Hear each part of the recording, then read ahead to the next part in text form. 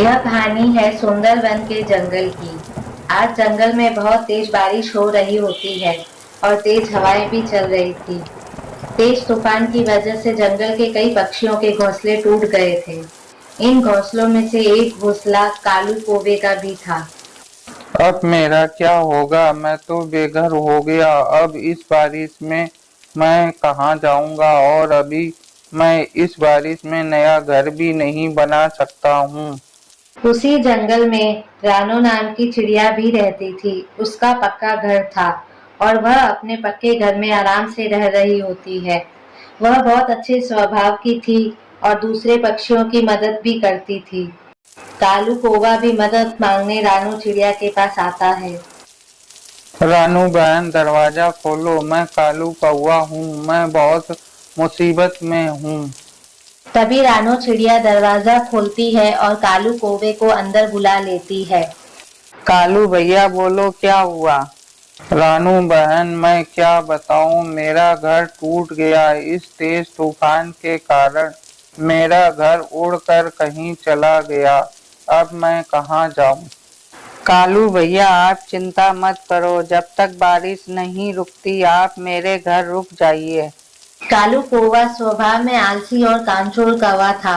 कालू कौवे को रानो चिड़िया के घर में तो मजा ही आ गया। अब वह दिन भर सोता रहता या तो जो खाना रानो चिड़िया जमा करके लाती उसे खा लेता था। जब रानो चिड़िया दाना जमा करके वापस घोंसले में आती है तो वह कालू कौवे को सोता देखकर मन में सोचती है, कालू भाई मेहमान हैं और मेहमान से क्या ही काम करवाऊं। थोड़े दिन की ही तो बात है, मैं एडजस्ट कर लूंगी। अगर खाना खा भी लेते हैं, खाना खाने देती हूँ। मेहमान को मना करना अच्छा भी तो नहीं लगता। कुछ दिन बीत जाते हैं। अब मौसम भी ठीक होने लगता है और थोड़ी थोड़ी धूप भी खिलने लगती है।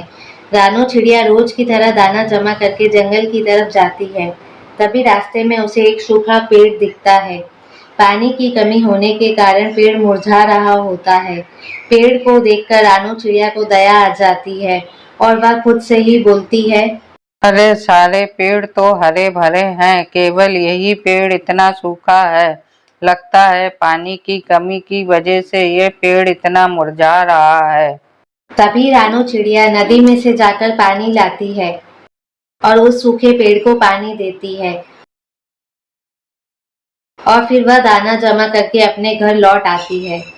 अब रानू चिड़िया उस पेड़ को रोज पानी पिलाती थी। यह उसका नियम बन गया था। कुछ ही दिनों में वह पेड़ फिर से हरा भरा हो जाता है और थोड़े दिन बाद उस पेड़ पर फल भी आने लगते हैं। रानू चिड़िया अब उस पेड़ को दिनों दिन बड़ा होते देखती तो उसे बहुत खुशी होती थी। इस तरह कुछ महीने बीत जाते हैं। कालू कौवा अभी तक रानू चिड़िया के घर में ही आराम से रह रहा होता है और मजे कर रहा होता है। तभी एक दिन मौका देखकर रानू चिड़िया कालू कौवे से बोलती है, कालू भैया, अब बरसात का मौसम भी खत्म हो गया है और बाहर तेज धूप भी निकल आई है। अब आप अपने लिए एक घोंसला बना लीजिए और अब आप मेरे घर से जाइए और अपने लिए एक घर का इंतजाम कर लीजिए। अरे नया घर, ये तुम क्या बोल रही हो? चिड़िया, ये मेरा घर है। तुम यहाँ क्यों आई हो? निकलो मेरे घर से और नए घर का इंतजाम तुम अपने लिए करो। मैं यहाँ से कहीं नहीं जाऊंगा, ये मेरा घर है। आप ऐसा क्यों बोल रहे हो कालू भैया? ये तो मेरा घर है। मैं एकदम सही बोल रहा हूँ, आज से यह मेरा घर है। कालू भैया, मैंने कितनी मेहनत से ये पक्का घर बनाया था।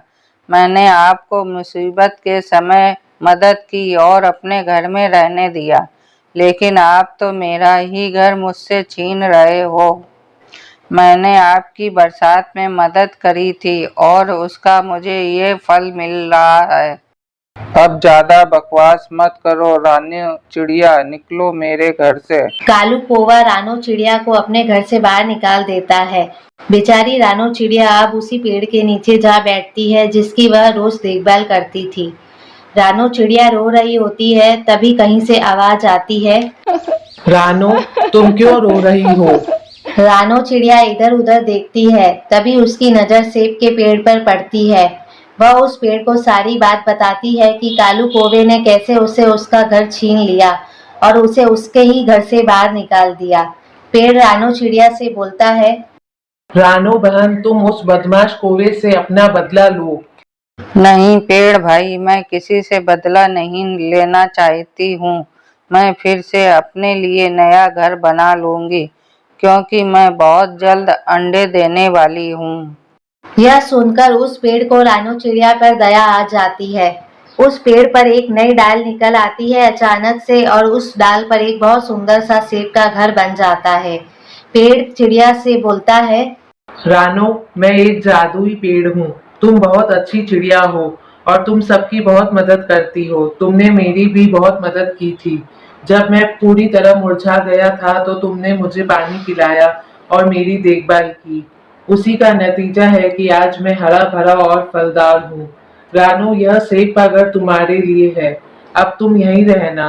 यह तुम्हारी अच्छाई और मेहनत का फल है। अब रानो चिड़िया अपने नए सेब के घर में खुशी खुशी रहती है।